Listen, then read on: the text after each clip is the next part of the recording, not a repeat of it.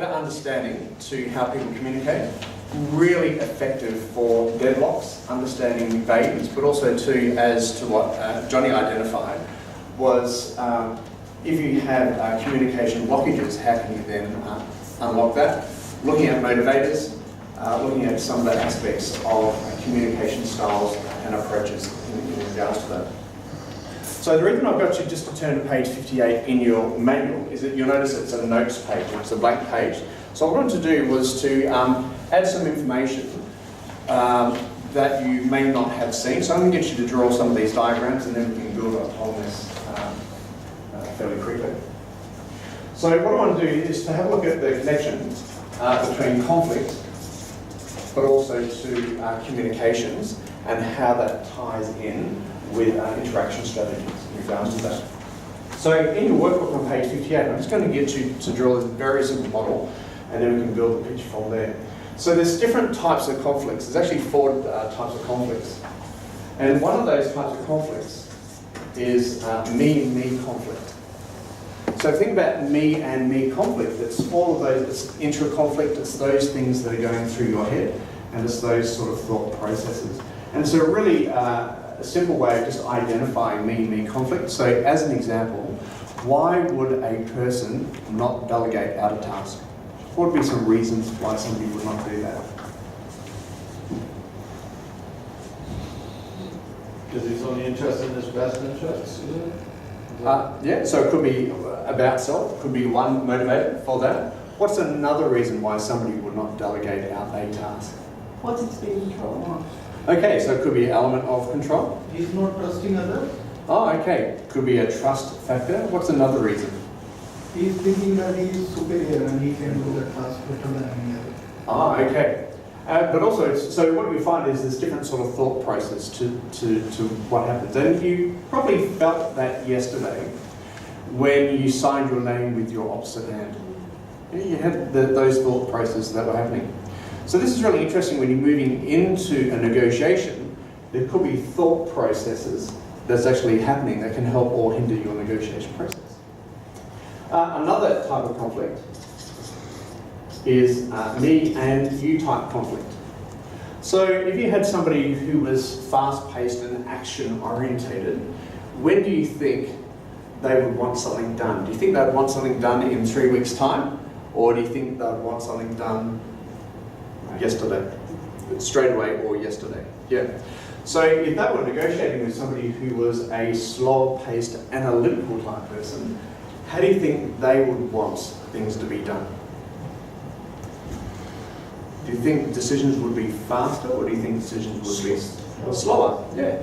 So if you look at different types of conflict, even the pace of how the communication or the speed of the negotiation, there could actually be natural conflicts that we need to think about, okay, well, what's my style? How can we adjust? We can then start to think about me and my job as a type of conflict. So there's probably parts of your job that you love to do, and there's probably parts of your job that you would hate to do. So for example, who here loves paperwork? Okay, who here hates paperwork? Yeah, okay. So if you think about that, there could be part of the process that you love, and there could be parts of the process that you will hate. As humans, we move towards those things of pleasure, and we tend to move away from those things of pain. If we associate things with pain, we'll actually have a different dialogue to what's happening within our mind. So then another type of conflict is me and my company. So if you're a person who is fast-paced, action-orientated, likes independence, but you're finding that the environment or the company is slowing you down with detail and procedures, what do you think the conflict would actually be there? So if you're fast-paced, action-orientated, like the freedom, but if you're stifled by process and procedure, where could the conflict come into that? It will slow down the process, so it will be a constraint for you to bring a better output. Yeah, exactly. So what's important, just by identifying that there's different types of conflict, is it's actually normal, but we need to think about how can we identify that within ourselves, but also the person that we're negotiating with. How can we maybe reduce some of those conflicts in order to break down the barriers of communication in regards to those?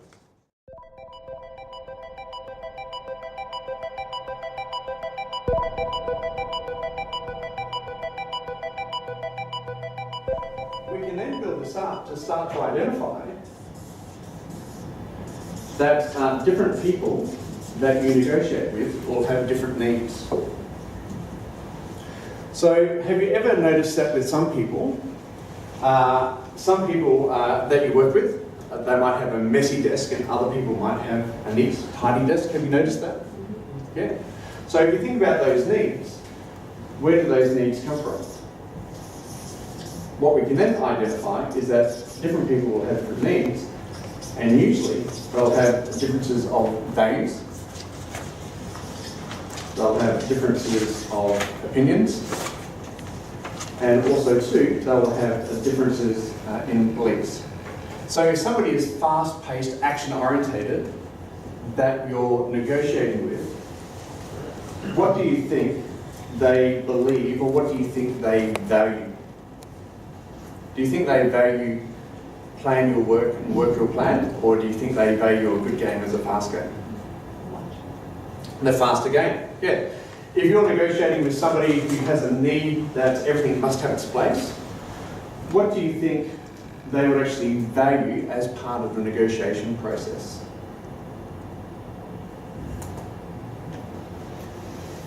Do you think it would be understanding that, Lynn?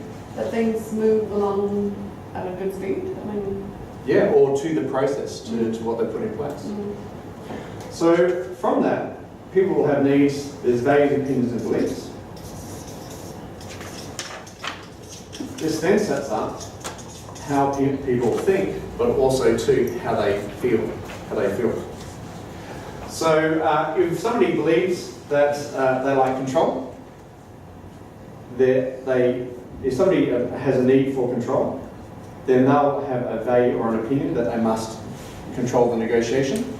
If they think that they're losing control, do you think they'll feel happy or sad?